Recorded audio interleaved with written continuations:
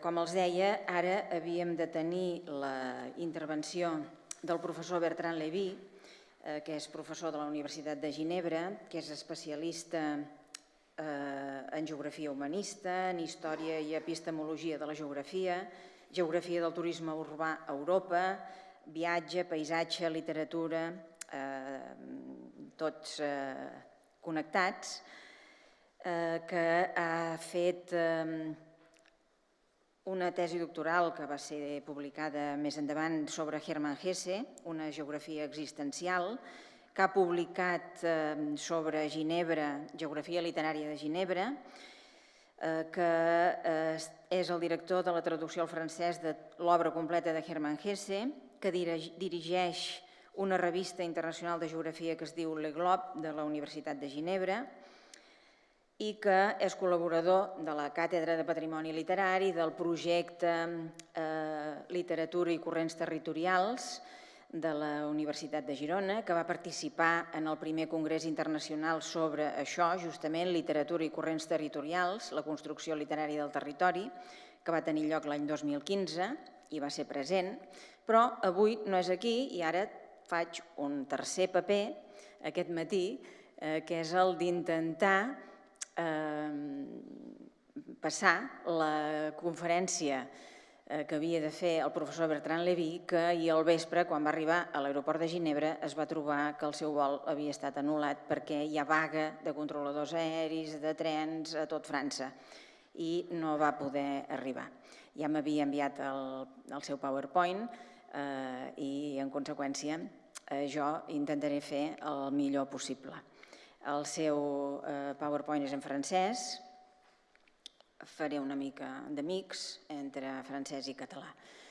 Bé, la presència aquí del professor Bertrand Lévy permetia també de presentar aquest petit llibret que tots poden trobar a la taula de fora, que és aquesta edició nova, vaja, nova, no s'havia fet mai, un itinerari literari d'Aurora Bertrana a Ginebra. Aquesta és una edició en català, però ja tenim a punt l'edició en francès que aniré a presentar a Ginebra el maig proper, el 17 de Ginebra, i espero tenir-la feta ja també en francès. Ginebra ha conegut Aurora Bertrana gràcies a Bertrand Lévy, que amablement em va convidar l'any 2016 a impartir una conferència sobre les escriptores que eren exiliades a Suïssa i que havien escrit part de la seva obra a Suïssa, Mercè Rodoreda, sobretot, i Aurora Bertrana. També vaig parlar de Cèlia Sunyol a Neuchâtel, en aquell mateix recorregut per les universitats suïsses. Doncs bé, ara tornaré a la Universitat de Ginebra per explicar novament Aurora Bertrana i per presentar també aquesta edició Aurora Bertrana a Ginebra, que la Càtedra de Patrimoni Literari de la Universitat de Girona, Càtedra de Patrimoni Literari Maria Àngels Anglada, Carles Fages de Climent, els ofereix a tots vostès al costat de les postals. Bé, el que ha fet Bertrand Lévy és treballar Aquí darrere es veu? Sí, exacte, perfecte. És que no tenia jo la pantalla aquí per veure, però és igual. El que ha fet és treballar Aurora Bertrana a partir d'aquest llibre, Fent-ho a Tahití.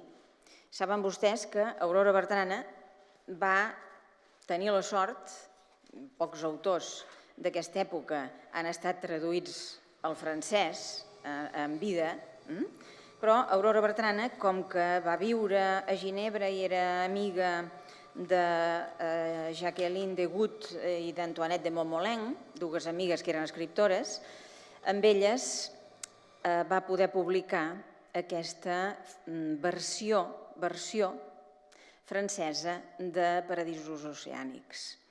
Aquesta versió va ser publicada a Neuchâtel i és a partir d'aquesta versió que Bertrand Lévy ha fet el seu treball sobre Aurora Bertrana, l'escriptura del viatge.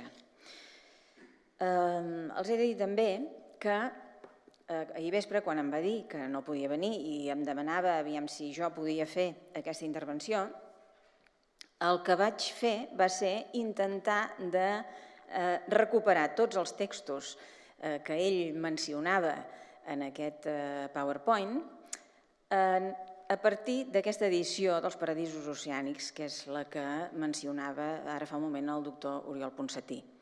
Aquesta edició no és una edició al peu de la lletra del llibre Paradisos Oceànics d'Aurora Bertrana, sinó que és alguna cosa més. Paradisos Oceànics va ser publicada en català, després, al cap de poc temps, Aurora Bertrana en va fer una versió en castellà, Islas de Ensueño, i al cap d'un temps va sortir aquesta versió francesa. No són iguals les tres obres, és a dir, la versió catalana és una, Aurora Bertrana va suprimir alguns textos i en va introduir alguns altres a la versió castellana, Islas de Ensueño, i el que van fer les seves amigues suïsses va ser versionar Islas de Ensueño. Ara què tenim aquí? No tenim la versió de Paradisos Oceànics tal com va ser escrita per Aurora Bertrana i publicada en català, sinó que tenim aquell text més la traducció al català feta per Jean Dies, és també una altra manera d'eixamplar els estudiosos d'Aurora Bertrana, dels nostres autors, que ha traduït al català aquells capítols d'Islas de Ensueño que no apareixien en la primera edició catalana. D'acord?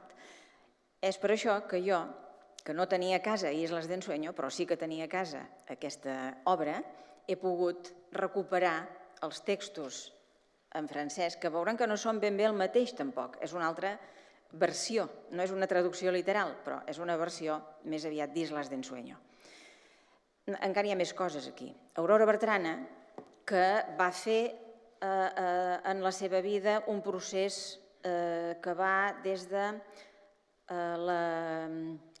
l'autora d'articles periodístics fins a autora de memòries. Entremig va escriure novel·les, però el recorregut més o menys és aquest. Ella primer escrivia articles periodístics, va començar a fer-ho ja des de Suïssa, impressions d'una estudianta suïssa, de ben joveneta, quan hi va viure la primera vegada. Quan es va traslladar a la Polinèsia i va viure 3 anys, va continuar escrivint les seves impressions de la Polinèsia. Quan va tornar a Barcelona, aquestes impressions de la Polinèsia que havia anat publicant en revistes i diaris catalans van ser reunits en aquest volum Paradisos Oceànics, i al final de la seva vida va passar uns quants anys fent les seves memòries, perquè la vida d'Aurora Bertrana és una vida digna de ser llegida, va pensar ella. Jo sempre faig servir, ja saben que soc de clàssiques, i sempre he de mencionar algun autor llatí, i en aquest cas m'agrada dir aquella frase de Plini el Jove, que va escriure a Tàcit, l'historiador, quan li va demanar explica'm coses sobre el teu oncle Plini el Vell, que va morir a l'erupció del Vesuvi, ja saben. Doncs bé, ell va començar la carta a Tàcit dient, hi ha persones, o la va acabar, ara no em faci indicis al començament o al final, hi ha persones que fan coses dignes de ser escrites i que escriuen coses dignes de ser llegides, n'hi ha uns altres.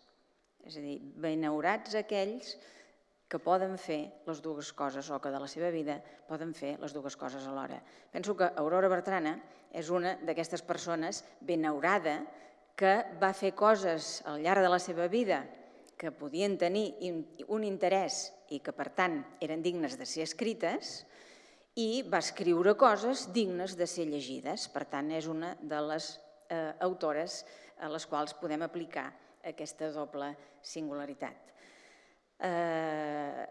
Les memòries, què fa Aurora Bertrana? Explica tota la seva vida i la seva vida era tan aventurera per aquells moments com que va passar aquells 3 anys del 26 al 29 a la Polinèsia francesa. I en conseqüència, en aquest volum hi ha també el capítol o els capítols, l'apartat dedicat a la Polinèsia francesa que va escriure Aurora a les memòries. Per tant, és un tòtum. Tot el que hi ha escrit d'Aurora Bertrana sobre la Polinèsia Pràcticament és aquí dintre. De manera que resulta molt útil. És un mix. Quan el veus per primera vegada penses, ai, això filològicament parlant és poc rigorós, però no, resulta ser molt útil. I a mi m'ha estat útil aquesta nit quan preparava aquesta intervenció estranya. Vegin que Bertrand Lévy comença amb un fragment justament de Fenua Tahití. El tenen en francès en aquesta diapositiva, però jo el que faré és llegir-ho en català, traduït per Jean Díaz, perquè aquesta part justament és d'aquelles que apareix a Islas d'Ensueño. Diu així, vostès ho poden veure en francès. Recordo aquella època com una ofrena dels déus, un veritable parèntesi en la batalla constant i estèril de la meva vida de lluitadora sentimental. D'entre els meus anys d'Oceania, aquest període destaca amb un fulgor meravellós. Va ser el somni teixit en la meva infantesa i dut a terme inesperadament en la plenitud de la meva vida.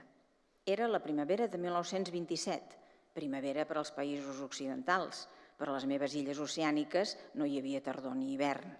Érem al fons de la gran badia d'Anuatai, entre la llacuna i la selva. Vivíem en una vella cabana de bambú i pandanus, construïdes sobre estaques a la riba del mar. Jo tenia un company amb el qual compartia aquella vida primitiva i fàcil. Cap humà podia avantatjar-nos en riquesa. Eren al nostre domini les aigües del torrent, els peixos del lagon, la caça i la fruita abundant de la vall. Posseïem, a més, una piroga i un cavall. Tot ens parlava d'amor i repòs, la dolçor del clima, la carícia del mar, el murmuri de la selva. Casa nostra, formada d'una sola peça, ens oferia totes les comoditats d'un palau modern. Deixeu-me que us la descrigui. I això ja deu ser a la propera diapositiva. Era petita, d'una superfície de poc més de 3 metres quadrats, teixida de canyes gegants aixafades formant cànem. Quan el sol era al zènit, els reflexos lluminosos de l'aigua penetraven pels intersticis del bambú i dibuixaven grans taques de llum a terra. Comença així. I ara sí que ja són paraules de Bertrand Lévy, que diu, ho aniré traduint o llegint-ho en francès, vostès ho tenen escrit aquí. Més que una història de viatge, Fenua Tahití és una història de vida, un tros de vida passada entre el 1926 i el 1929, quan la parella va marxar d'Europa per viure 3 anys a la Polinèsia. Aurora Bertrana, 1892-1974, fins i tot si ella ha escrit moltes històries de viatge i reportatge sobre Marroc, la França, Suïssa i sobretot i també sobre Catalunya, és una escriptora, més que no pas una escriptora viatgera.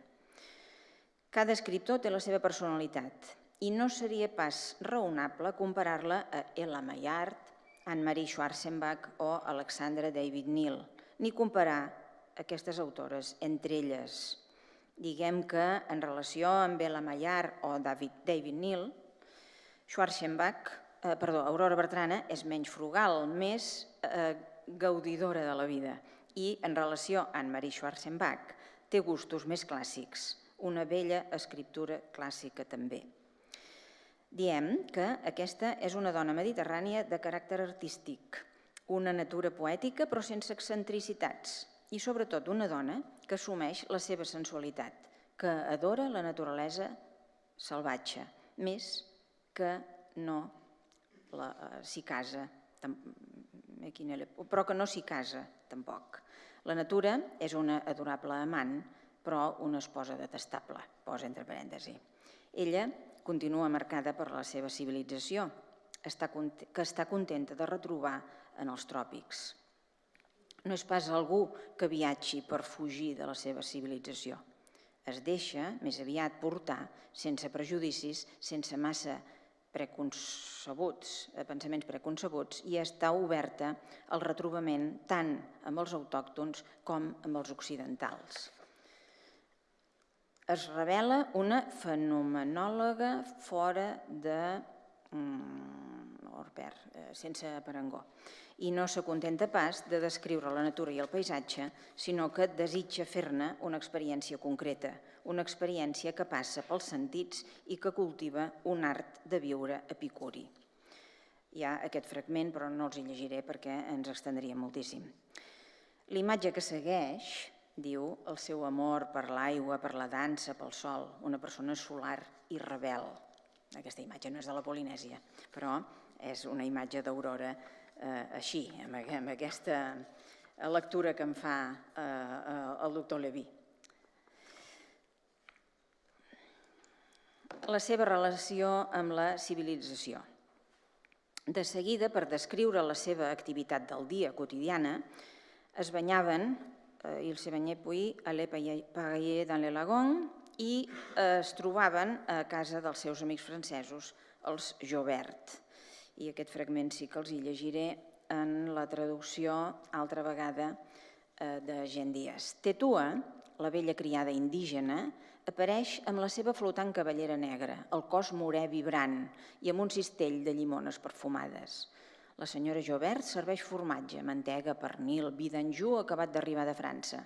El meu company fa el cafè i l'hoste obre una llauna de llet condensada. Jo observo atentament, per oferir més tard al lector de la meva terra, el reportatge d'aquesta saborosa època. Després de l'esmorzar, els homes s'endinsen en la selva. És la lluita per la vida. Caça, pesca, excursions a la vall per aconseguir fruita i llegums. Les dones ens estirem sobre un PUE, que és una estora de pandanus, llegint o xerrant fins a l'hora del bany.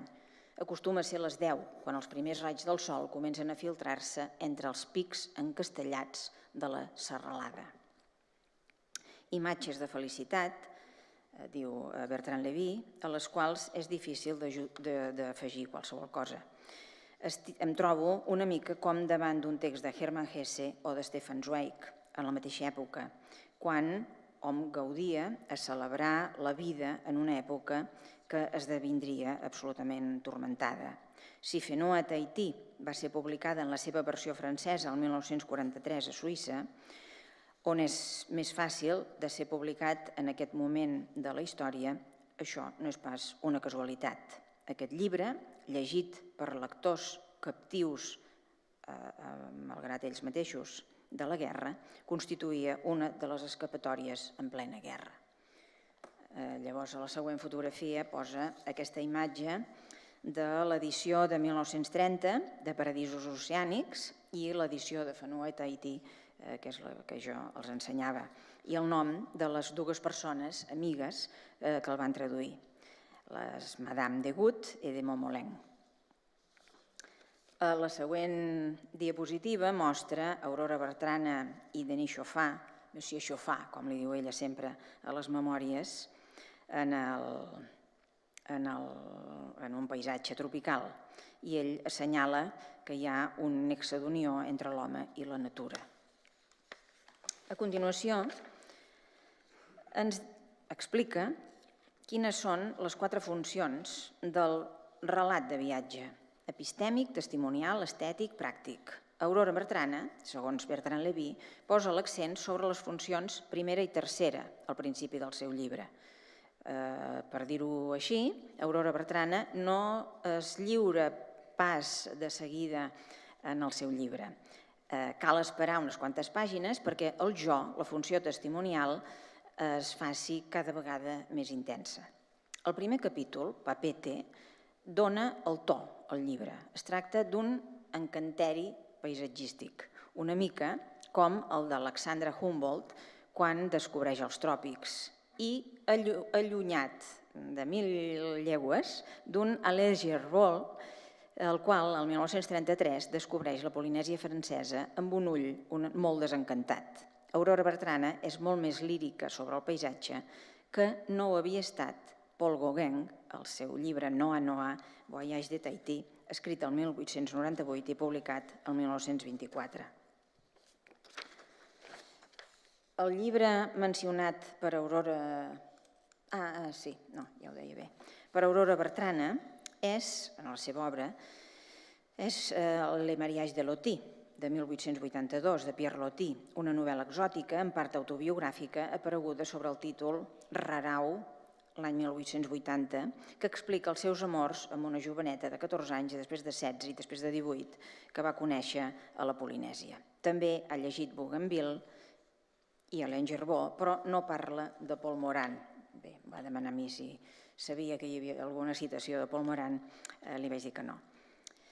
Ara fa una comparació entre Pierre Loti i Aurora Bertrana, posa alguns passatges de Pierre Loti que podran veure en el text quan aparegui publicat, però el que ell conclou és que Aurora Bertrana reprèn certs temes de Loti, com la natura generosa, però s'ocupa,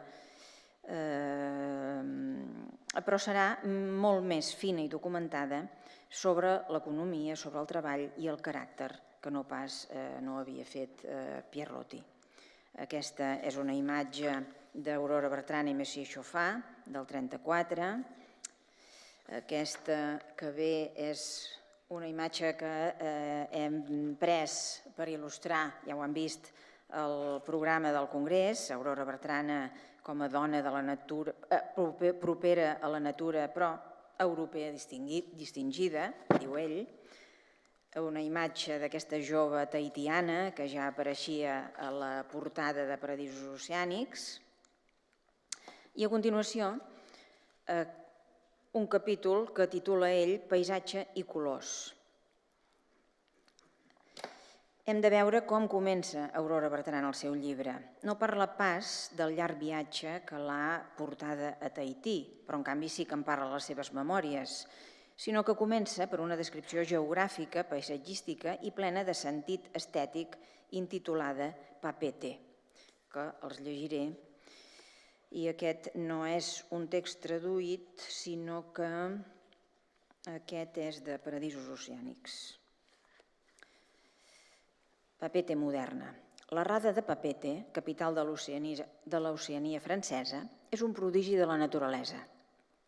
Situada al fons d'una gran badia ampla, fonda i espaiosa en forma d'arc de circunferència, està voltada per la verdor dels seus arbres gegants i coronada per les altes muntanyes que formen el centre de l'illa, muntanyes salvatges i inhospitalàries que es destaquen sobre un cel intensament blau o mig amagades pels núvols que tan sovint reguen copiosament Tahití i donen vida als seus rius, als seus torrents, a les seves cascades i fonts inestroncables. Un illot sorgeix al bell mig de la badia com per art d'encantament. És un ramell de cocoters verds i graciosos, balancejats per l'aire del mar. La ciutat s'estén al voltant de la rada i desapareix sota la verdor luxuriant. Un o dos campanars treuen el cap punxegut pel damunt dels arbres. Els matins, tota la badia és d'un blau pàl·lid rosat. Morea, l'illa germana, al lluny, dreça els seus pics salvatges vers el cel. Bé, és com si ens hi trobéssim, oi? Sí, realment sí. Diu Bertrand Lévy, és una descripció en la qual la natura domina l'element humà, que fa pensar una mica a la manera del geògraf Élisée Reclus. És un quadre de la natura dominat per les formes i sobretot pels colors. Aurora Bertrana és una gran colorista. Llavors hi ha aquestes imatges de Papeete l'any 1880 i el 1958 que reflecteixen la rada de Papeete, veuen, la fotografia de color. No es veu Morea, que és l'illa de davant, que és la que descriurà després, i en la fotografia en blanc i negre, llàstima que sigui en blanc i negre, perquè veurien tots aquests verds de les muntanyes, d'aquests pics extraordinaris que hi ha a l'illa de Tahití. Més lluny. Morea. L'illa germana, al lluny, dreça els seus pics salvatges vers el cel. La seva silueta torturada es destaca entre la boira blavosa, un xic rosada del dia naixent, i les profundes valls són com unes grans taques fosques que arriben fins al mar. L'aigua, plana i diàfana com un cristall, reflecteix les gracioses goletes amarrades al moll. Al fons tremoladís d'aquesta aigua apareixen rosades i grogues, verdoses i liles, les grans flors de corall. veuen que ha ressaltat els colors, els termes que apareixen en el text d'Aurora Bertrana i que són termes que estan relacionats amb els colors i amb els tints. Es veu que Aurora Bertrana procedeix com un pintor de paisatge. Paul Gauguin, en canvi, que és ell mateix pintor, procedeix d'una manera diferent i es mostra poc impressionat pel paisatge. No llegirem aquest fragment. En el passatge que segueix, Aurora Bertrana pren de Goethe i de la seva teoria dels colors de la mateixa manera que ho fa també d'Alexandre de Humboldt. Per Humboldt, la visió del paisatge es declina en 3 fases. La seducció, l'essessiment, la visió primera, el trauma estètic. La segona, la vista vers el quadre en un sentit analític. L'ull i l'esperit tallen, distingeixen la realitat. I en la tercera fase es fa la recomposició, la síntesi. En aquesta fase, el pintor del paisatge ha de restituir l'ambient, l'atmosfera del paisatge, suportant-se sobre els elements que ha destriat en el passatge 2 i fer passar l'emoció primera, 1. Veiem com Aurora Bertrana descriu el canvi de colors que sacsegen durant el crepuscle. I a veure, això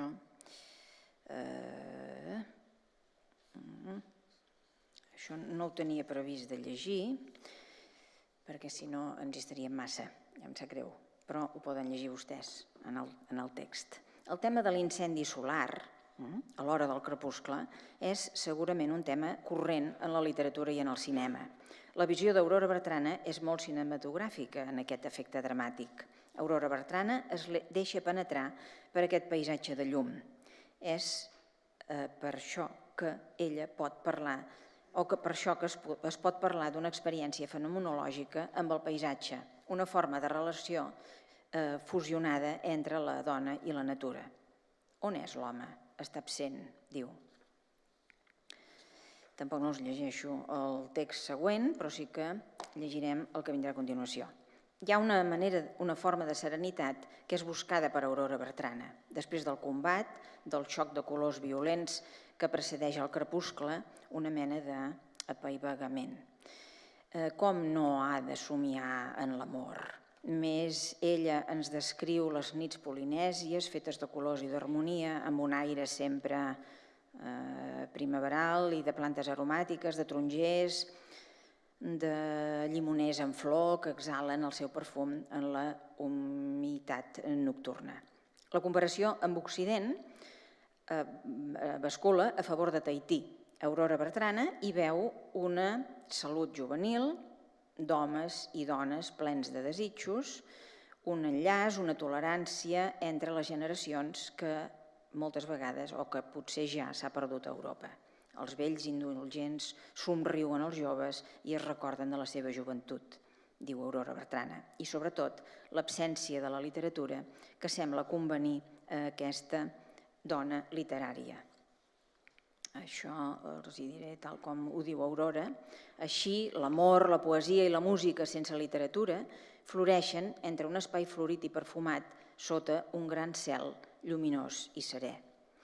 Com no es pot somiar el mite del bon salvatge creat per Rousseau i il·lustrat per Bougainville, el viatger, l'explorador del segle XVIII, que ha deixat el seu nom a les flors bougainvillees. Bougainville, que amb la seva gent es creia transportat en un jardí de l'Edèn, a partir del moment que ells van penetrar a l'interior de l'illa. A l'època de Bougainville no hi havia pas autos, com apareix en el text, contràriament a 1925, quan Aurora Bertrana en troba, es creua amb automòbils plens d'indígenes. Com a Bougainville són les flors les que pertorben, les que toquen el seu esperit. Diu, elles porten la cabellera estesa, llurs cossos magnífics dintre túniques de seda o mussolina lleugeres i clares coronades de flors de tiaré, símbol de l'amor. La tiaré és aquella flor blanca molt perfumada que quan vas a Tahití et queda impregnada en tu mateix. Ells també es guarneixen amb flors. La Polinèsia no coneix altres joies que les que la naturalesa pròdiga en belleses li ofereix. Els collars, les polseres, tot és fet de flors naturals. És aquí, sí. És la música, diu Bertrand Lévy, que reté Aurora Bertrana de les seves viré, ara no em surt la paraula, a l'illa. Una música plena d'equilibri, sense desacords, sense dissonància, sense crits ni riures folls. Aurora Bertrana, que és ella mateixa també música, deixa parlar la seva música i diu: la llengua, d'estranyes sonoritats, acoblada a la melodia, pren sentiments salvatges i llunyans, idees i planys resignats, sortits del fons de l'ànima. Allò que ells mai no us diran, llurs cants ho fan pressentir. Així, la llengua s'ha fet música i el no dit de la música sembla substituir-se per la seva capacitat o per la seva voluntat literària. Si Aurora Bertrana no descriu pas d'una manera extraviada les escenes d'amor com ho fa Bougainville, que és un home, un conqueridor, que serà condecorat notablement per les seves altes gestes per Napoleó, mirada colonial, com diuen alguns, i alguns geògrafs postcolonials d'avui dia, Aurora Bertrana és d'una natura molt més paisible, molt més pacífica, i observa amb elegància i poesia les accions dels indígenes. Descriu, per exemple, la pesca de nit, éclairée à la torche, il·luminada per les torxes. I diu Aurora: si s'acosten, sentiu una breu remor, un clapoteig discret que ve de la piroga lliscant sobre l'aigua i del cop de peguer del conductor. De sobte, la gran flama s'atura. Un home nu, al davant té un gran arpó a la mà i es guarda fixament dintre l'aigua. Tot d'una, l'arpó s'enfonsa com un llamp. L'home es llança al mar, la flama vacil·la, se sent la remor d'un cos nedant. Un instant després, la flama s'apaga en un guspireig de coet. Una pluja de foc cau dintre l'aigua. La flama mor i regna el silenci. Aquest arpon qui plonge com entré, és cette pluie d'étincelles, denota el talent poètic de l'autora. Hi ha una fenomenologia i una geopoètica en Aurora Bertrana, en el sentit que ella és capaç de restituir les gestes, els fets, en la seva immediatesa. Ella, parlant d'entrer a la descripció pure du monde que recherchait Maurice Merleau-Ponty en la seva fenomenologia de la percepció. La geopoètica la trobem en l'enllaç, la connexió entre l'home i la natura, entre el pescador i el seu element, l'aigua i la zona helièutica. Novament, una escena fàcil per ser filmada. Fàcil per ser filmada. Tot això ho teníem aquí. Ja em sap greu que no havia passat la diapositiva. A la diapositiva següent hi ha aquesta imatge d'aquests pescadors amb l'arpó i en aquesta altra el Luxor, que és el paquebot que va portar Aurora Bertrana a Tahití. És una fotografia que es conserva al fons Aurora Bertrana. Perquè el que estudia a continuació Bertrand Lévy és justament viatge i turistes a Tahití. Però com que veig que m'estic passant de temps, anirem endavant. No els hi llegiré tot això, ni ho traduiré. Aquesta part ja la podran veure vostès en el text escrit.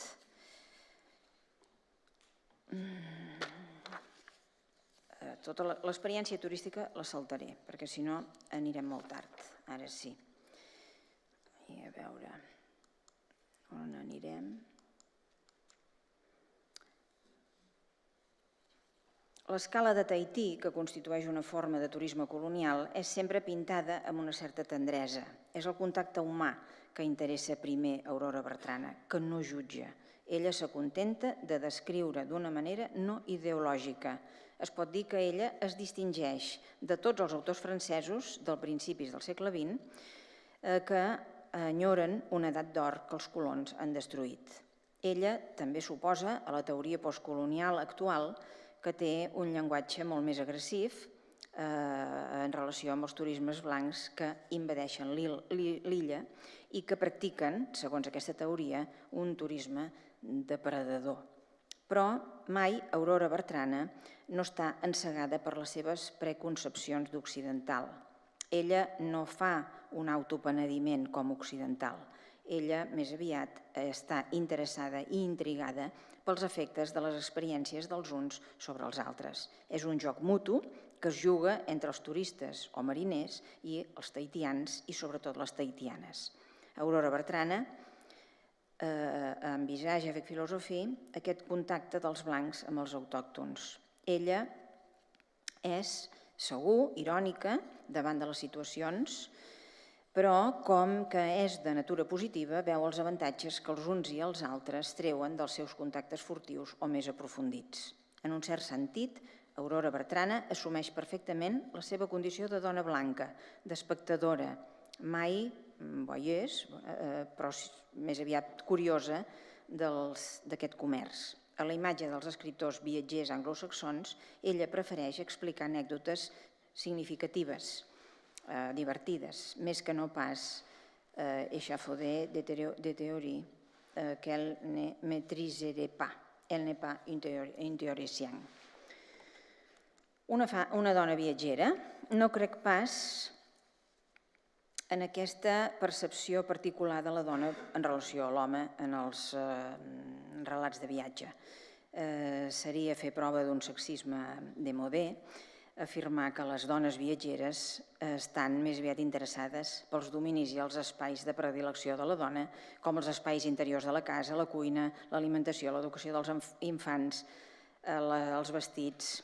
Si Aurora Bertrana s'interessa de prop, per exemple, pel vestit, per la manera com es vesteixen i per la seva significació, això li interessa també com a espai públic, en els carrers, en el paisatge exterior, en la natura. Això no ho descriu pas com per promoció turística. La natura tahitiana no és pas sempre clement.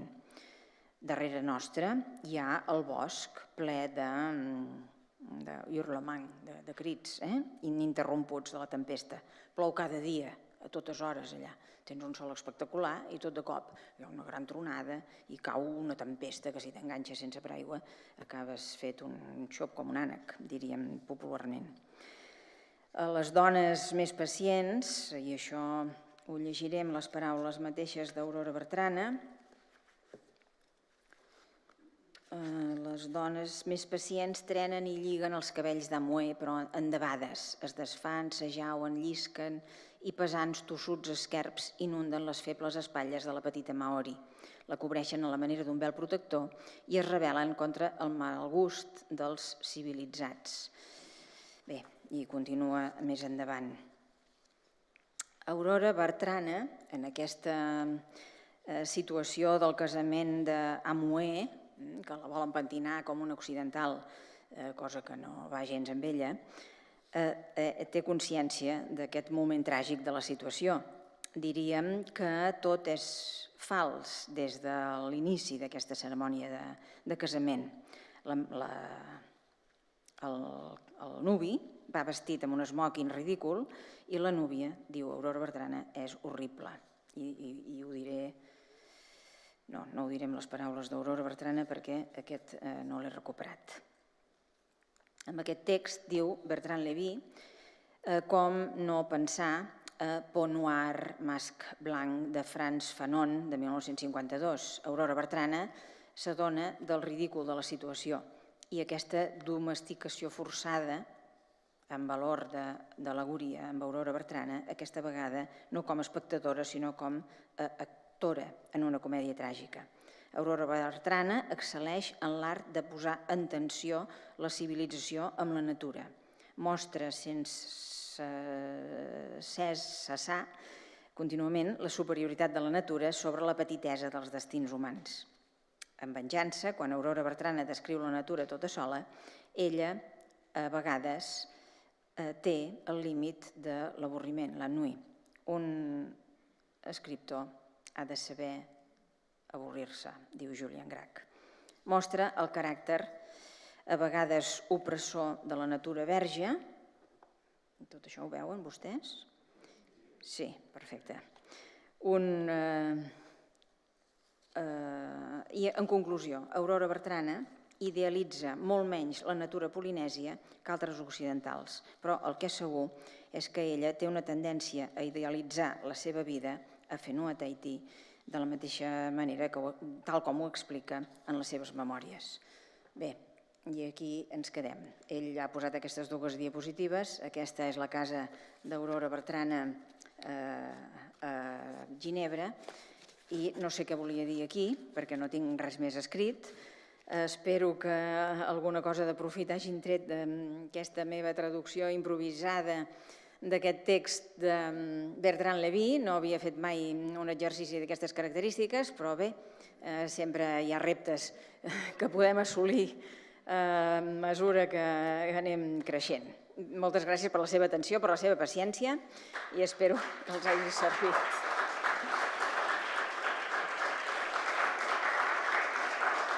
Gràcies. I ara em quedo aquí perquè havíem quedat que jo seria la persona que introduiria els dos ponents que intervenen a continuació. Sí. Gràcies, Míriam. Que són el professor Enric Bou i la professora Adriana Bárcia. Primer tenim l'Enric Bou i després l'Adriana Bárcia o tots dos aquí? O com ho fem? Què us estimeu més? Va, Enric Bou, passa. I després l'Adriana. Vinga.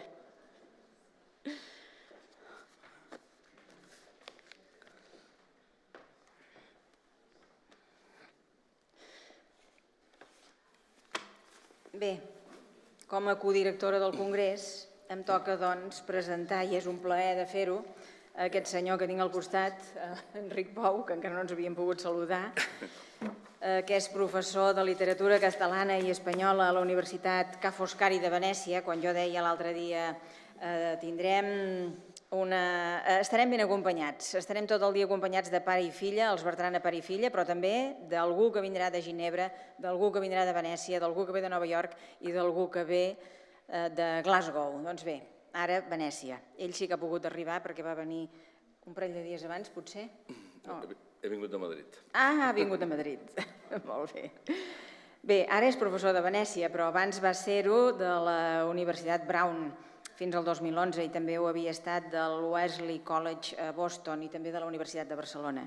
És especialista en segle XX i ha publicat llibres com aquest que donaré ara el títol, Papers privats, assaig sobre les formes de literàries autobiogràfiques, que té molt a veure, penso, amb el treball que ens presenta avui, però també ha publicat La crisi de la paraula, La poesia visual, un discurs poètic alternatiu, un Dalí diccionario, Objetos, mitos y símbolos de Salvador Dalí, ha dirigit el nou diccionari 62 de la literatura catalana i un panorama crític de la literatura catalana, ha editat l'obra completa de Pedro Salinas i part de la seva correspondència i l'obra més recent que ha publicat és La invenció de l'espai, ciutat i viatge.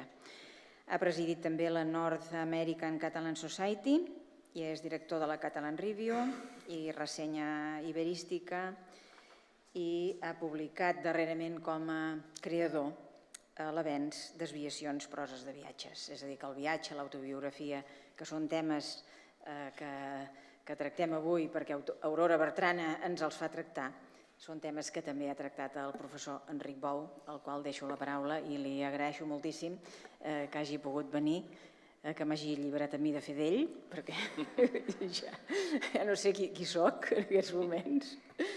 Gràcies, Enric, i et deixo la paraula. No, gràcies a tu per la presentació, gràcies al comitè, a la comissió, per pensar en mi que no sóc un bertranista, tot i que en aquell llibre que esmentaves, el de Papers privats, vaig escriure sobre els llibres de viatges de l'Aurora Bertrana.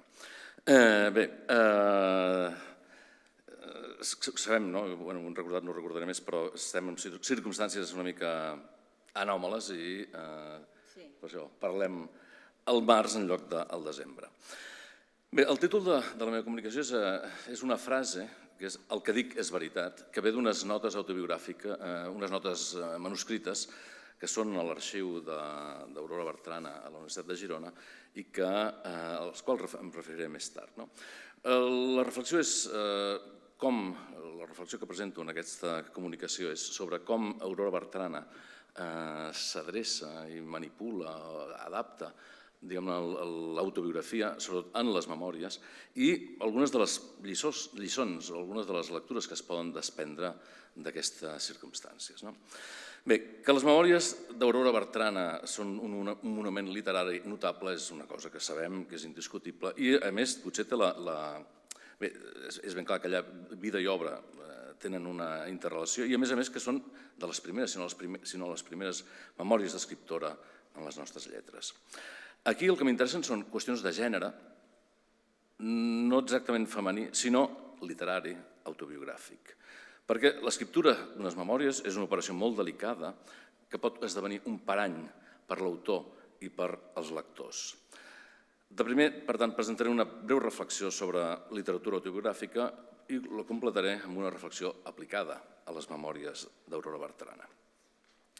Alguns escriptors, l'autobiografia o l'element autobiogràfic, per alguns escriptors és el centre de l'obra, i de fet no fan altra cosa que potser en versions més o menys ficcionals amagar el que és un text autobiogràfic. El cas de Josep Pla potser seria el més evident, el més conegut. La mateixa Aurora Bertrana té alguna petita temptació i ja cap a l'inici, al començament de les memòries, en arribar a Suïssa, es planteja la idea d'escriure una primera novel·la. Coneix els Alps, veu aquells Alps suïssos tan imponents, resta colpida i ho examina amb clau amorosa i escriu, cito, "En la meva futura novel·la, un home enamorat d'una dona frèvola anava als Alps cercant d'oblidar-la. En el seu interior s'entaulava una tremenda lluita entre la dona i la muntanya vencia." De fet, no feia sinó traduir en termes vagament ficcionals la seva pròpia experiència, aquesta impressió fortíssima, aquest xoc que va sentir en veure aquelles muntanyes. Bé, hi ha una primera pregunta que ens podem fer, que és per què un escriptor, una escriptora en aquest cas, escriu la seva autobiografia. Una resposta fàcil i possible, però no per això menyspreable, és la que ho fa per controlar la seva fama, com serà llegida, com serà vista. Hi ha alguns casos il·lustres d'això. Rudyard Kipling, que molts de nosaltres hem llegit com l'autor del Llibre de la jungla, perquè té una obra molt més a part d'aquests llibres, opinava que les biografies eren la forma màxima de canibalisme. Cito, "I plan to frustrate them by putting obstacles in their way." Pensant els biògrafs, deia, "Posaré tota mena d'obstacles als que vulguin escriure o interessar-se sobre la meva vida i no sobre la meva obra." El mateix Henry James anomenava els biògrafs, la gent que s'interessa per les vides dels escriptors, com post-mortem exploiters, explotadors post-mortem. Kipling escrivia un poema que condensa aquest rebuig. Dic directament en traducció. "I pel breu període que recorda els morts, no busqueu interrogar, sinó els llibres que us deixo." Kipling, de fet, va escriure unes memòries titulades "Something of Myself for My Friends Known and Unknown", que eren unes memòries plenes de pistes falses per despistar el lector els possibles biògrafs. Era clarament una maniobra de distorsió. Dickens mateix també va escriure unes memòries quan només tenia 35 anys i, de fet, potser en algunes de les seves novel·les, tipus David Copperfield, llegim més, ho sabem més sobre la seva infantesa que no pas en aquestes memòries. No m'estendré, no els citaré, si em deixen les condicions fèrries els límits de publicació, no d'ara, sinó de publicació. Hi ha un exemple genial, que és el de Salvador Dalí, que va escriure les memòries als 38 anys, que fins i tot parla de les memòries intrauterines, que és, vaja, absolutament únic. Vladimir Nabokov seria un altre exemple, que va fer dos intents de memòries d'autobiografia, també molt manipuladores. La primera va ser, com tenia només 52 anys, Conclusive Evidence, que va ampliar 15 anys més tard amb Speak Memory, parla, memòria. I aquestes memòries, de fet, s'han de llegir gairebé de manera estereofònica, amb les pròpies narracions. Perquè, de fet, dins d'aquests llibres hi ha fins i tot textos, fragments o contes que ha publicat en altres llibres, com per exemple Mademoiselle O. En aquests textos surt, per exemple, parla d'un tal V.Sidin, que diu que és l'autor que em va interessar més, era aquest Sidin. Allò, diu, en el cel fosc de l'exili va passar Sidin com un meteor, una estrella fugaç, i va desaparèixer, deixant darrere només que un sentiment vague d'incertesa. Bé, aquest V.Sidin és el pseudònim que utilitzava el mateix Nabokov per escriure novel·les en rus a l'època en què vivia a París i Berlín. O fins i tot en una de les seves últimes novel·les, Look at the Harlequins, el personatge de Vadim, que és una versió distorsionada del mateix Nabokov, diu que cap al 1938 vaig començar a experimentar una estranya transformació. No em vaig despertar en un matí de l'Europa central com un gran escarbat amb moltes potes, s'està referint, òbviament, a Kafka, sinó deixant anar teixits secrets de dins meu. I acaba dient, la màquina d'escriure russa es va tancar com una tomba. Bé, és una manera de dir que deixa el rus i passa a l'anglès. I, naturalment, aquest és ell mateix. Bé, l'autobiografia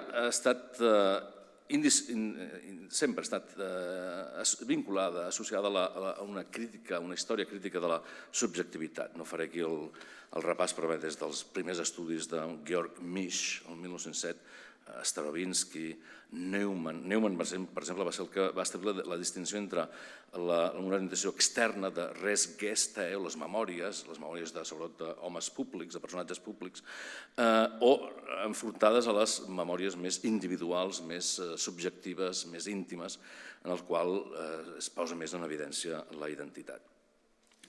Al llarg del segle XX, un Michel Bourdieu, un Fourguet, s'han fixat, el mateix Deman, s'han fixat en les trampes, els perills, les diverses manifestacions de l'autobiografia a través del retrat literari, Bourdieu, o la il·lusió de referència de què parlava el crític belga Paul Deman. I, sens dubte, Philippe Lejeune és el que, amb el seu concepte, la teoria del pacte autobiogràfic, aquest pacte entre autor i lector, és potser el que més conegut i el que ha fet més avançar el coneixement. Cito, per exemple, l'autografia que explica la vida de l'autor suposa que hi ha una identitat de nom entre l'autor, com ara les figures, el nom a la portada, els retrats, el nom a la portada, entre el narrador de la història i el personatge del qual es parla.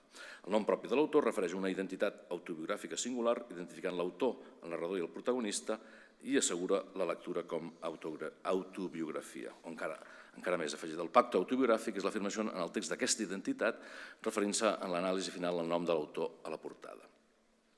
En dates més recents, més cap a finals del segle XX, els estudiosos han detectat la importància que té el gènere i les diferències que això implica, i també el fet que les autobiografies han tendit molt més a ser multidimensionals, fragmentades, i que, per exemple, els estudis de Sidney Smith i altres han posat l'èmfasi en aquest cànon alternatiu i una manera d'escriure una veu femenina, com deia, multidimensional i fragmentada. Però bé, acabo aquesta petita excursió i tornem al cas d'Aurora Bertrana. És evident que en començar a escriure les memòries cap al final de la seva vida, Aurora Bertrana té uns objectius d'ordenar i controlar el futur de la seva fama. Es troba en la posició de seguint una tradició, però alhora se sent la crida de la rebel·lió que l'havia guiada tota la seva vida. Neus Real va parlar, referint-se a Aurora Bertrana, d'una vida fora del comú per una catalana del seu temps. O Xavier Pla, fa uns anys, destacava la reivindicació de la independència personal, la defensa de la individualitat, la creença en la força de la voluntat i la perseverança individual, l'exaltació de l'inconformisme social, la set d'aventura, la curiositat insaciable i l'amor pels mons desconeguts. Per això podem afirmar que Bertrana, en començar a escriure les memòries, fa una negociació, negotiation, una mica un anglicisme, però bé, en la seva autobiografia entre afirmació i subversió, entre continuïtat i innovació. L'autora té molta cura de recordar al lector què està fent a l'hora d'escriure aquestes memòries. En diversos moments, en un instant d'autoconsciència, reflexiona sobre el que escriu i admet les limitacions que té, o les condicions.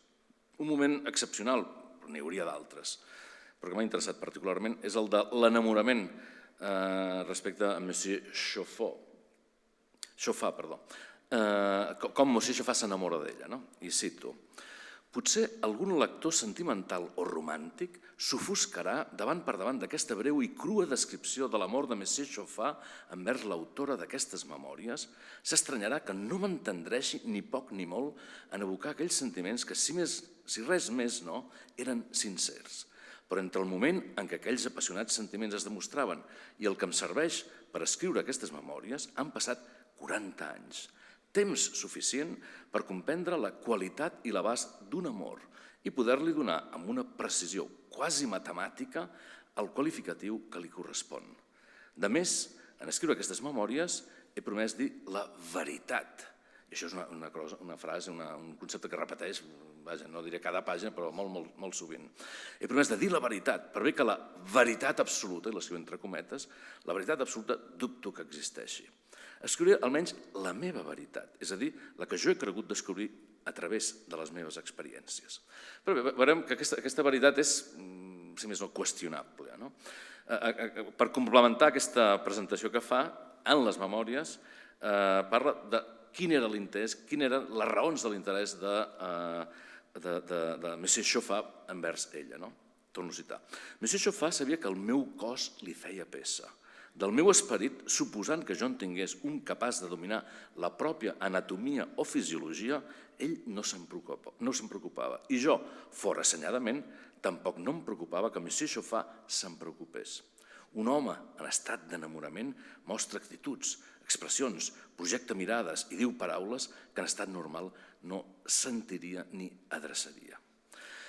Bé, es podria fins i tot, des de la perspectiva de les memòries, en aquestes mateixes pàgines parla que arriba a dir que considerava el matrimoni com una aventura més entre les moltes que jo havia viscudes i algunes de les quals invariablement m'anaven a un fracàs. És a dir, posa gairebé a la mateixa alçada anar a la Polinèsia, casar-se. Però el contrast és molt fort si ho comparem amb el que havia escrit en un altre tipus de text, també autobiogràfic, una carta, però en el moment en què s'està produint aquest enamorament, en el moment del casament, una carta adreçada a Lluís Nicolau d'Olwer, en la qual li confessa coses una mica diferents que les de les memòries. I torno a citar: el meu destí estava a les meves mans i jo el manava amb raó sense allà on jo volia. Jo, escriu entre cometes, en majúscula, era la sola i sobirana mestressa dels meus actes, mentre ara he esdevingut un petit jo, també entre cometes, en minúscula, al costat d'un ell, també en cometes, gran i sobirà. Ell, el meu home, és el que té una personalitat i una existència. Jo sóc el mirall de la seva imatge. L'estimo com mai vaig creure que es pogués estimar un home i ell m'estima més del que jo mereixo. M'estima com un home fort i sa estima la seva esposa, triada per amor i enamorada.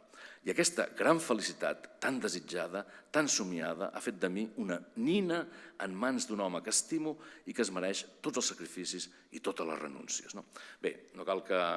És evident el contrast entre la valoració 40 anys més tard i el que confessava, el que comunicava en el moment en què s'estaven produint o tenia aquests sentiments, s'estaven produint aquestes transformacions a la seva vida. Bé, una tradició dins el gènere memorialístic és l'invent i el plagi, la ficcionalització i l'aprofitar altres materials. No crec que això no és una denúncia, sinó que és una activitat. El cas més extraordinari és Josep Pla. Jo crec que són 46 volums de l'obra completa, 23 són plagiats, són copiats, robats d'altra gent, robats. A vegades el cita i a vegades tira el dret. Un petit exemple a propòsit de les memòries de la Bertrana. Quan recorda la Guerra Civil, recorda el cas del racionament, quan Comorera és nomenat conseller d'Abastaments, i repeteix, fil per randa, una frase, tot un paràgraf del llibre de Hugh Thomas, The Spanish Civil War, la Guerra Civil Espanyola. Això ho va detectar amb gràcia Joan de Déu Domènech en el seu llibre La batalla de l'ou, en què parlava justament sobre la gana. I acaba dient, val a dir que la versió d'Aurora Bertrana és una traducció paraula per paraula, a excepció de 7 sous i alguna altra expressió d'un paràgraf de l'obra de Hugh Thomas dedicada a la Guerra Civil Espanyola.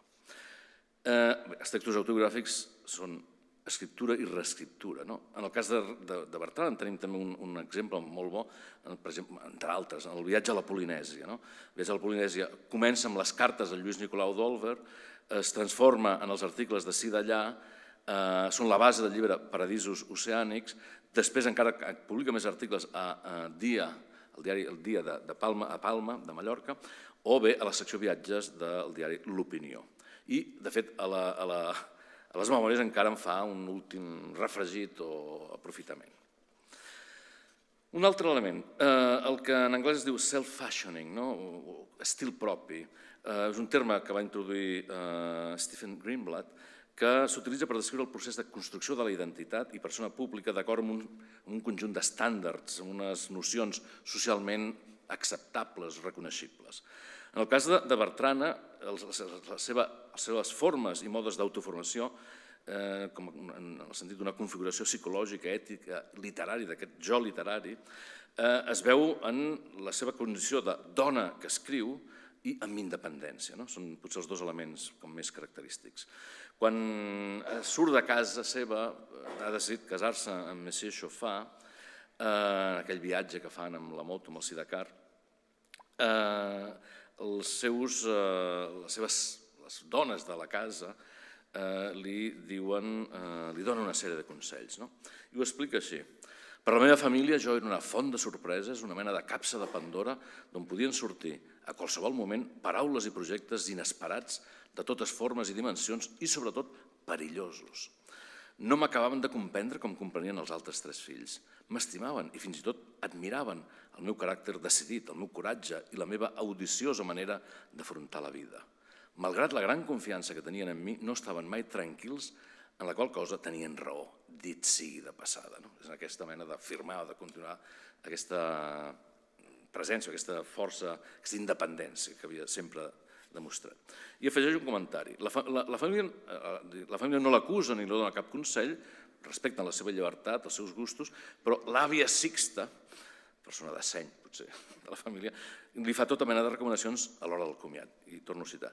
Tingues seny, em deia amb els seus ulls fixos en mi, ja un poc entelats i infinitament tristos. Tingues seny, sigues bona noia. Per ella, tenir seny i ser bona noia volia dir malfiar-se dels homes i conservar la castedat. Tota altra mena de perills, la fam, la malaltia, que jo ja havia conegut, els terribles desenganys professionals, la lluita per la vida, no la preocupaven, no podien imaginar-se'ls.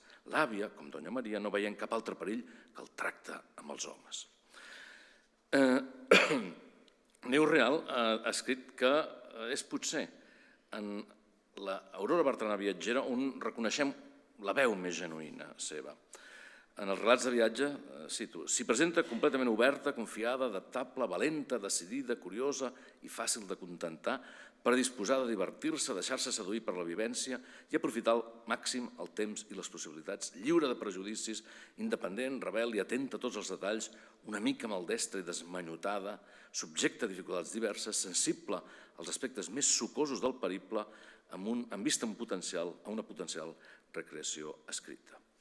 Aquesta afirmació la podem constatar en un text d'una conferència que la mateixa Bertrana va fer el novembre de 1930 a l'Ateneu Barcelonès, en una conferència adreçada al Club Femení d'Esports, on justament s'autodefinia com a viatgera, i ho feia en aquests termes. Torno a citar. Sembla que l'única cosa que jo hagi fet en aquest món i per la sola cosa que tinc veritables aptituds és pel viatge.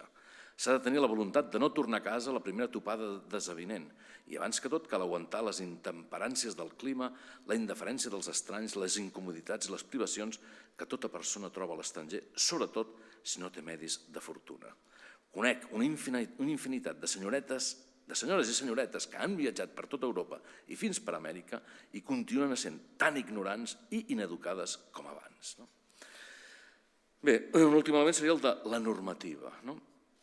Els autors, l'autora d'un relat autobiogràfic tendeix a desestabilitzar la normativa. La normativa, les normes, les mínimes lleis que hi ha d'autobiografia. El que succeeix també és que els textos autobiogràfics, perquè el que succeeix és que els textos autobiogràfics tenen moltes normes però tothom se les salta, ningú no les respecta. Per això és a vegades tan difícil de sistematitzar-los o estudiar-los d'una manera global. Hi ha un document en l'arxiu, que és el que he esmentat abans, en el qual declara els principis que han seguit o que l'han guiat en l'escriptura de les memòries i que porten informació substancial per millor llegir-les. I cito, la memòria té falliments inexplicables... Perdó.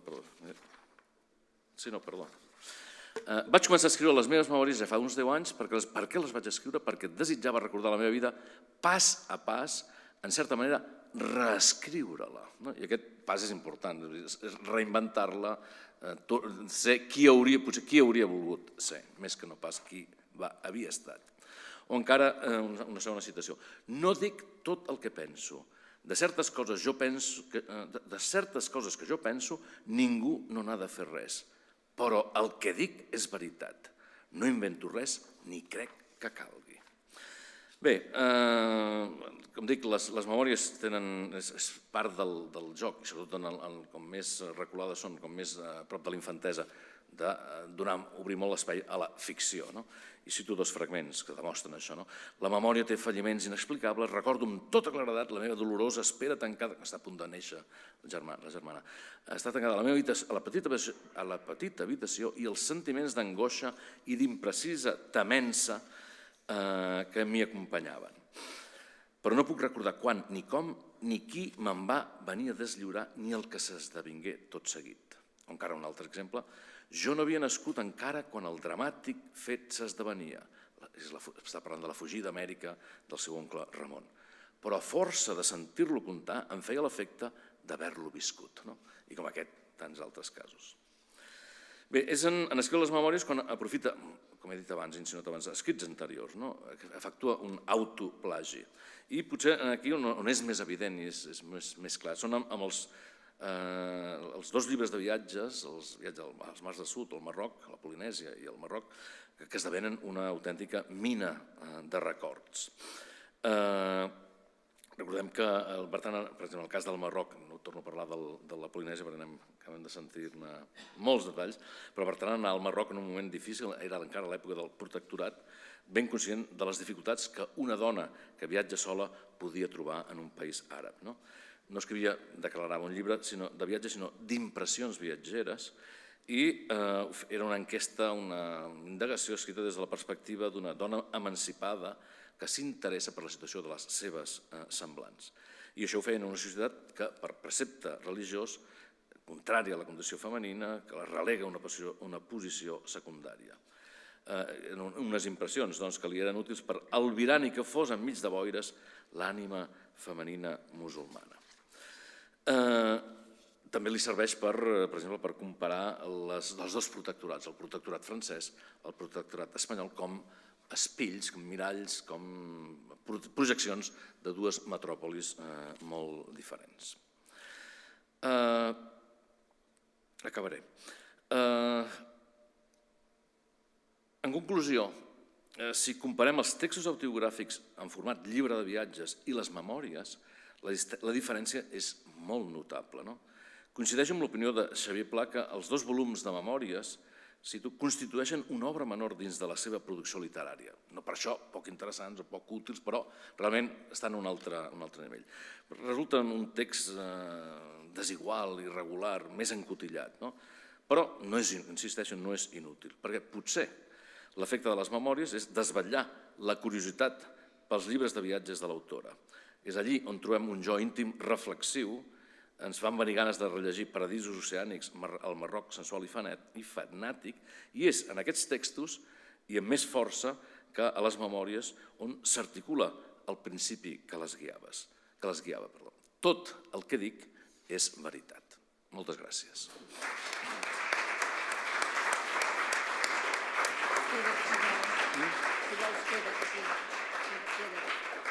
Bé, moltes gràcies al professor Enric Bou. I és que a la vida de debò no hi arriba ningú, que deia la Rodoreda a Paràlisi, oi que sí? Bé, jo dissenteixo, les memòries a mi m'agraden molt, però en fi, és igual, és una qüestió de gustos també. Adriana Bárcia, sisplau. Sí, treu la bossa d'allà, que s'hi pot seure l'Adriana. Ui, bé. Adriana Bárcia ja va fer la seva, llavors en dèiem tesina, a la Universitat Autònoma de Barcelona, sobre el feminisme i els viatges d'Aurora Bertrana, les conferències inèdites d'Alfons Bertrana de la Universitat de Girona. És a dir, és una de les persones que ha estudiat aquests inèdits que conservem a la Universitat de Girona.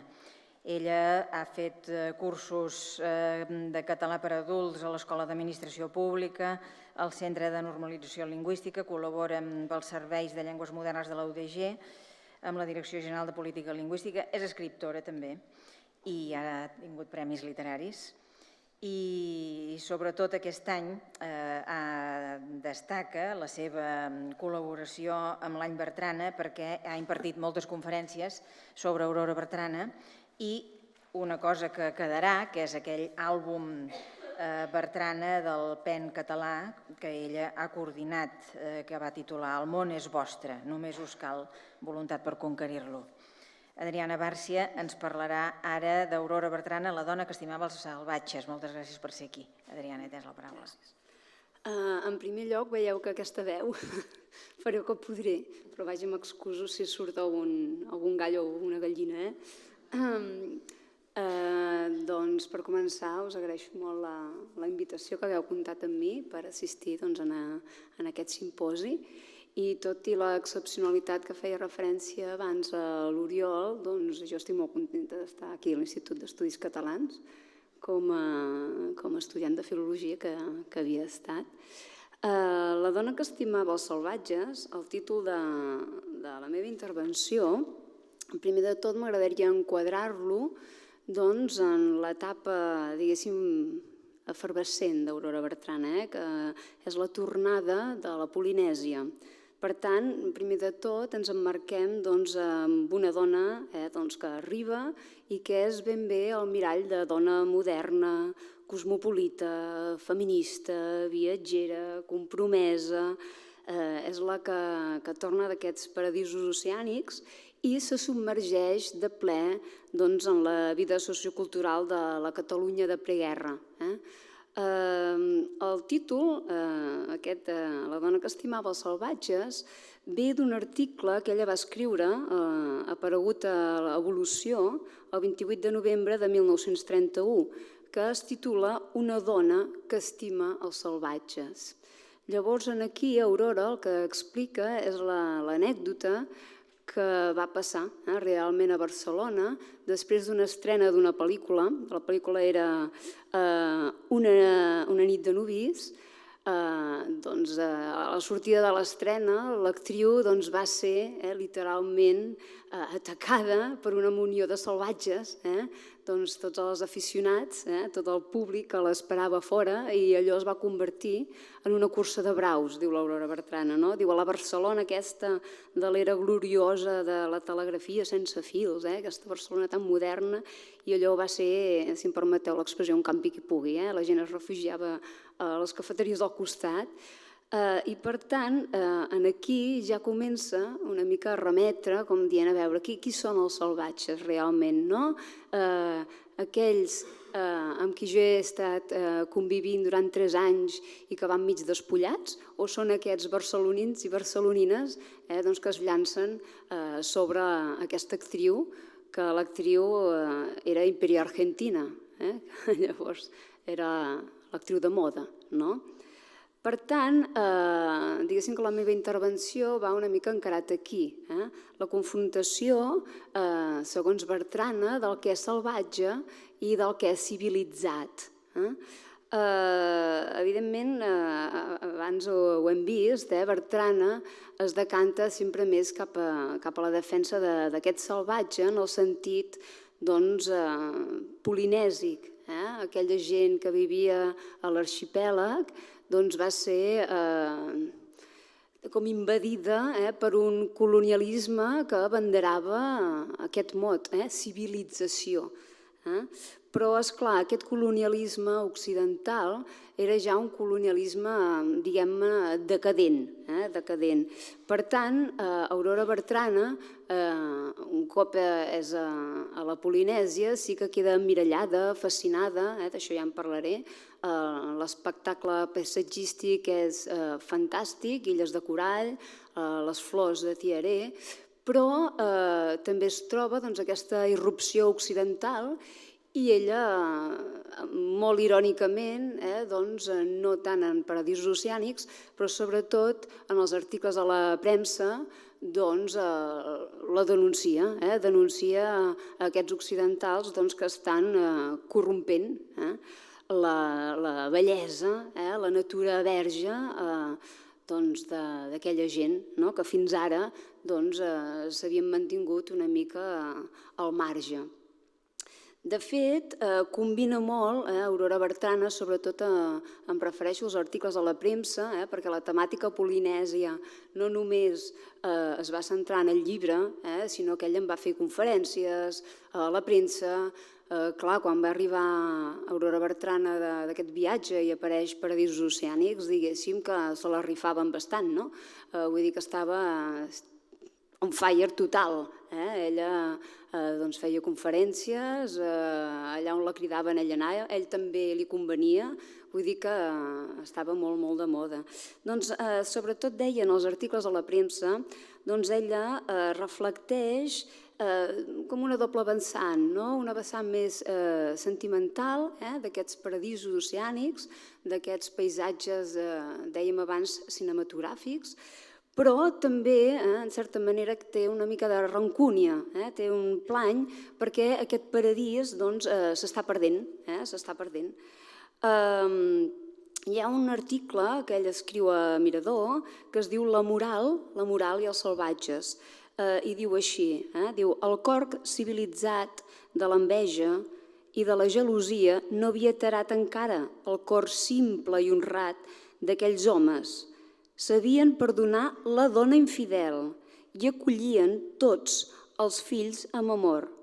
I aquesta terra de fraternitat i d'amor fou envaïda pels homes menys morals de la terra, aventurers, pirates, ciutadans expulsats, missioners traficants, polítics sense escrúpols.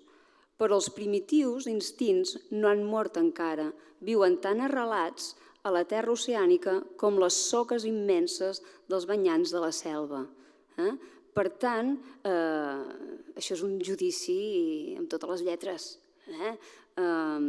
També escriu a l'Opinió i es pregunta on és el salvatge.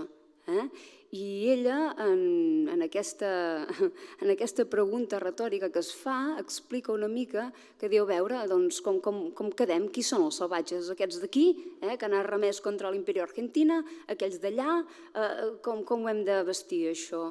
I ella diu, doncs vinga, aniré a veure què diuen les enciclopèdies, oi? Les enciclopèdies, els diccionaris, i de tot aquest recorregut que fa per enciclopèdies i diccionaris, en troba una que diu que el salvatge és l'home que viu a la selva o al desert, i a qui li agrada viure fora de la societat. No li fa gaire el pes, oi? Aquesta definició. L'excepció que ella es queda és la catalana, i a més ella diu, i és la catalana, i com que és la catalana, a part que em convenç, me la quedo, i és la que troba en el Pales. I diu, el salvatge és un home dur, neci i bajà. Ximple, diu, aquesta m'agrada. Diu, aquesta m'agrada, perquè, esclar, diu, en aquesta s'ajusta molt a molts ciutadans de Barcelona. I ella diu, els que escriuen frases brutes a vàters públics, els que empaiten dones pels carrers, els que llancen petards a les voreres, apedreguen els fanals, diverteixen els seus fills, lligant un ocell per la pota, embruten boscos i platges, orinen pel mig del carrer. Aquests són els salvatges, per Bertrana. Però, vist el panorama, doncs ella entoma, és aquesta ironia, i quan pot la deixa anar, entoma un mea culpa general i es disculpa una mica com a occidental, en nom de tot, per haver qualificat salvatges doncs aquells que realment són simples, nobles, ingenus, purs i respectuosament primitius. Per tant, diguéssim que Bertrana sí que veu de la visió aquesta romàntica occidental creada, ja sigui per Stevenson, London, abans hem vist Loti, Melville, Gauguin, amb tots ells hi tindrà punts en comú, però també hi tindrà divergències. Però és que ella venia fascinada per aquests espais perquè tenia tota aquesta literatura, tota aquesta imatgeria a la maleta, diguéssim.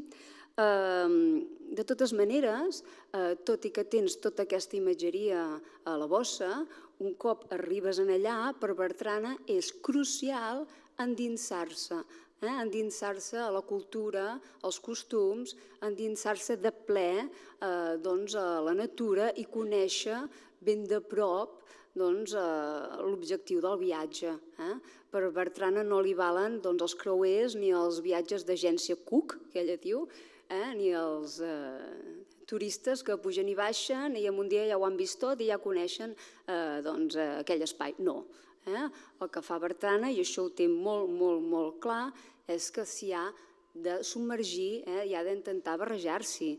Tot i així, evidentment, és una occidental i encara que renegui dels occidentals i sobretot de l'efecte colonitzador que han tingut aquests occidentals, té un peu aquí, té un peu allà, però això també li atorga una distància prou crítica, prou analítica, i aquí surt l'Aurora Bertrana intel·lectual moderna. Per tant, diguéssim que viu aquest encreuament entre l'atracció pel desconegut, pel contrast, però, clar, no pot renunciar tampoc a aquesta formació occidental.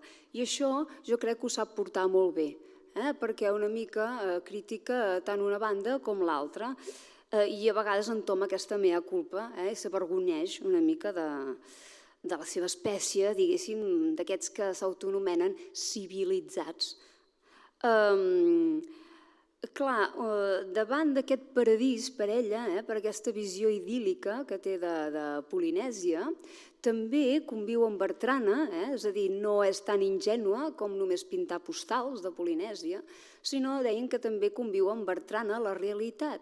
I la realitat és que el progrés, l'artifici, que el materialisme, que el dòlar, el poder del dòlar, doncs ja s'ha introduït a la Polinèsia i ja s'ha introduït als espais aquests exòtics que estaven tan de moda també.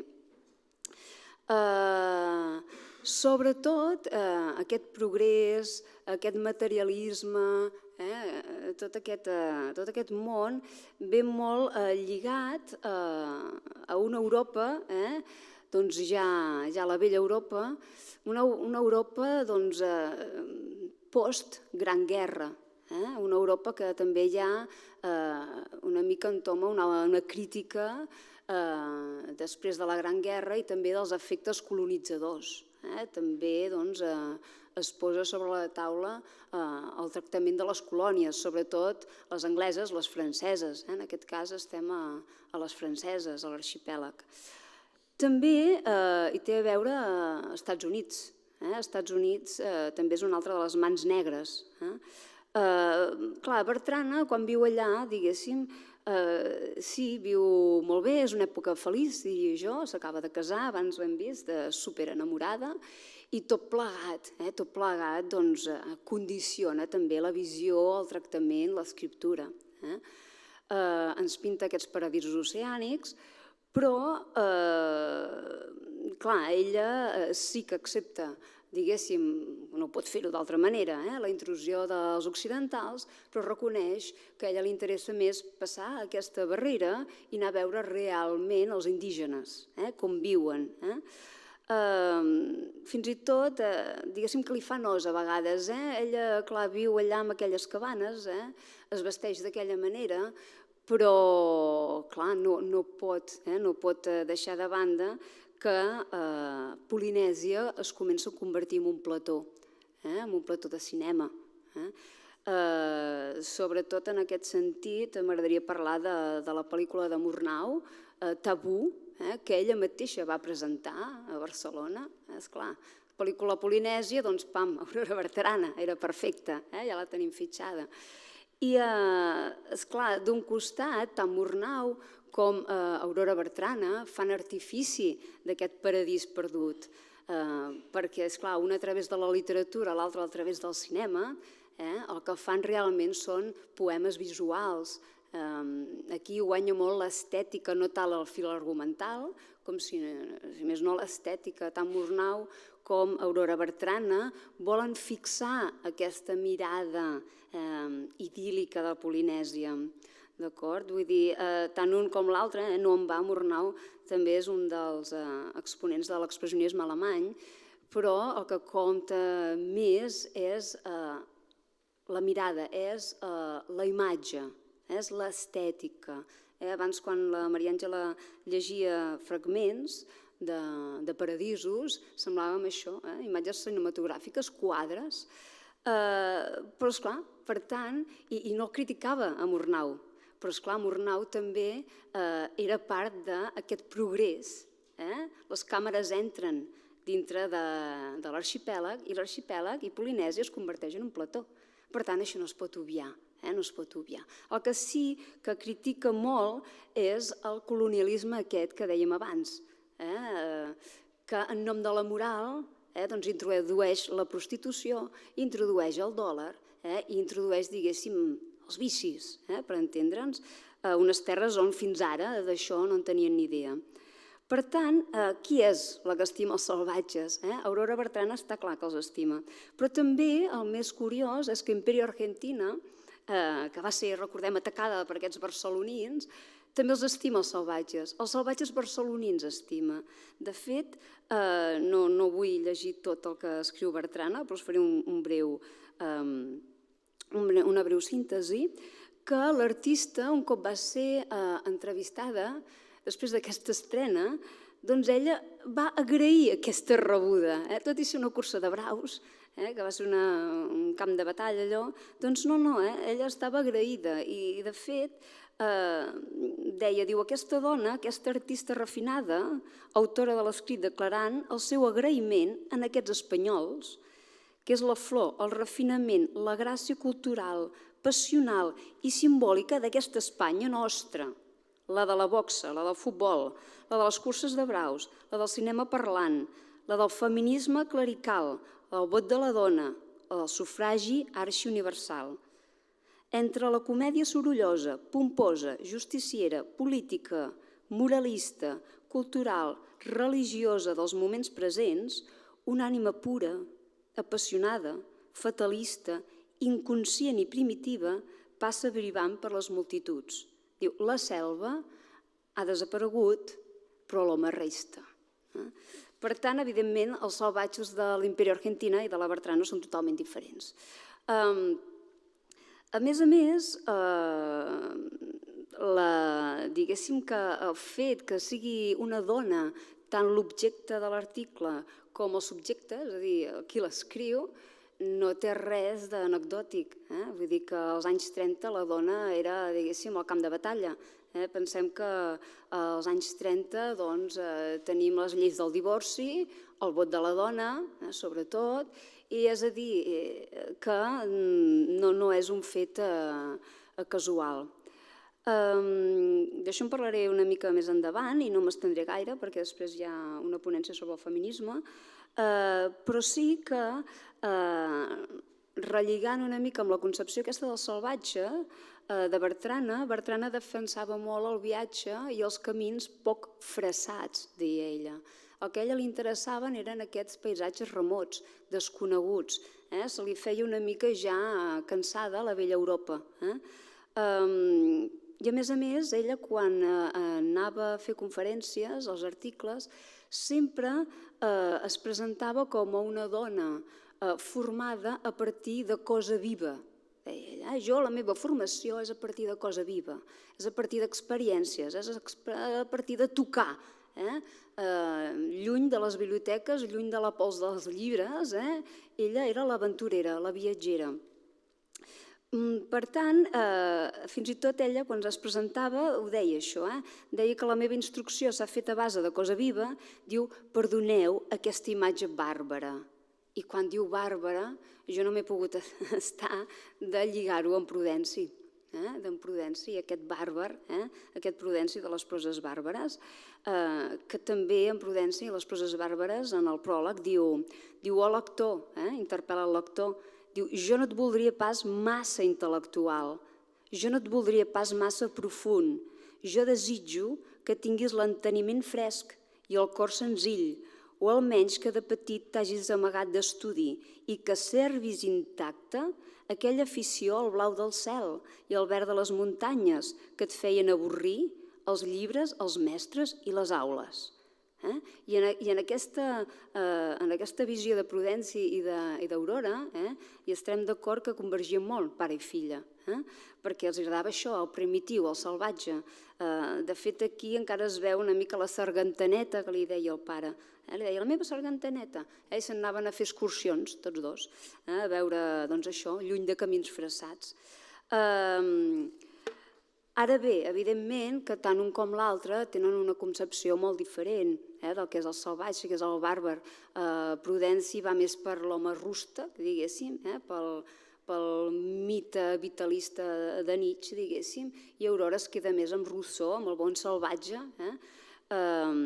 i altres petites diferències. Prudenci és més camp-ciutat, Aurora se'n va més a la selva, a l'exòtic, tant a Polinèsia com al Marroc, li trau més en aquest sentit un altre tipus d'home primitiu.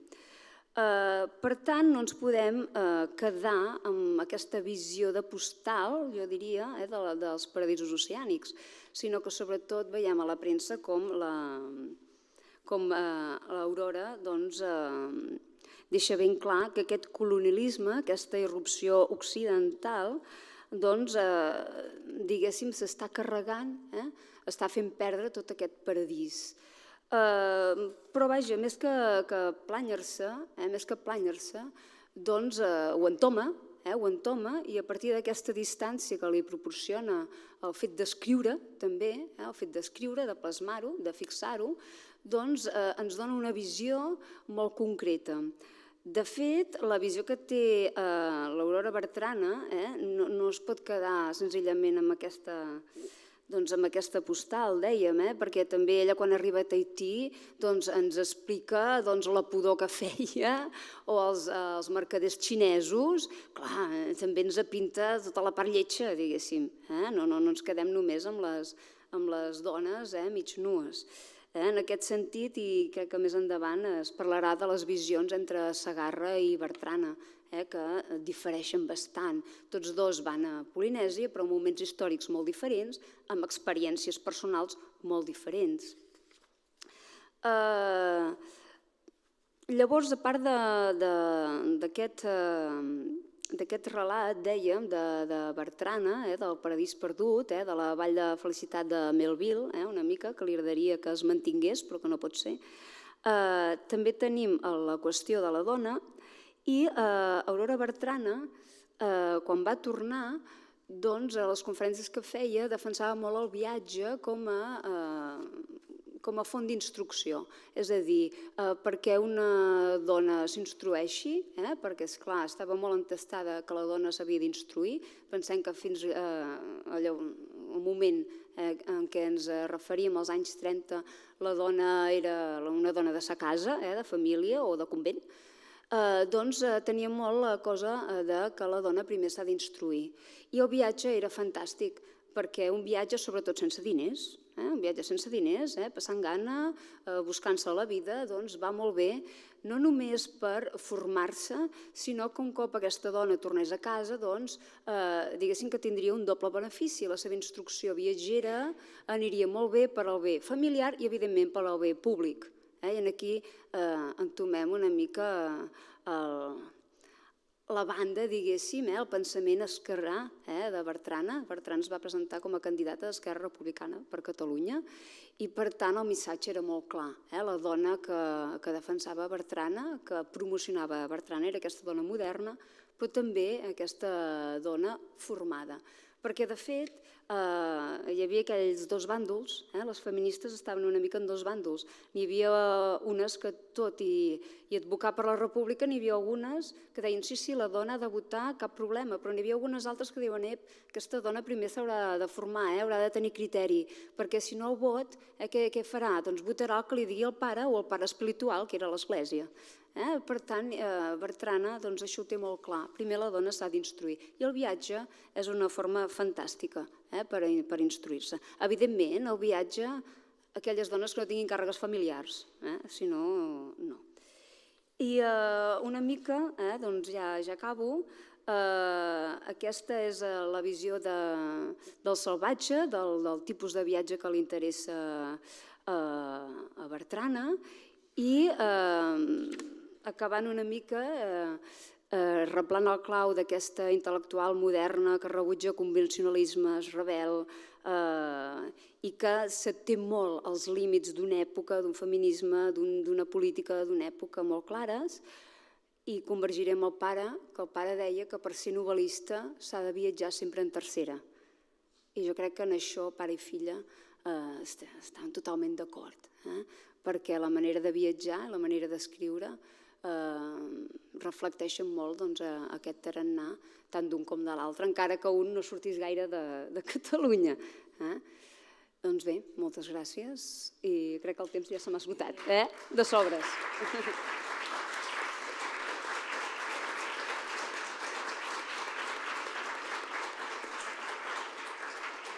Gràcies. Moltes gràcies, Adriana.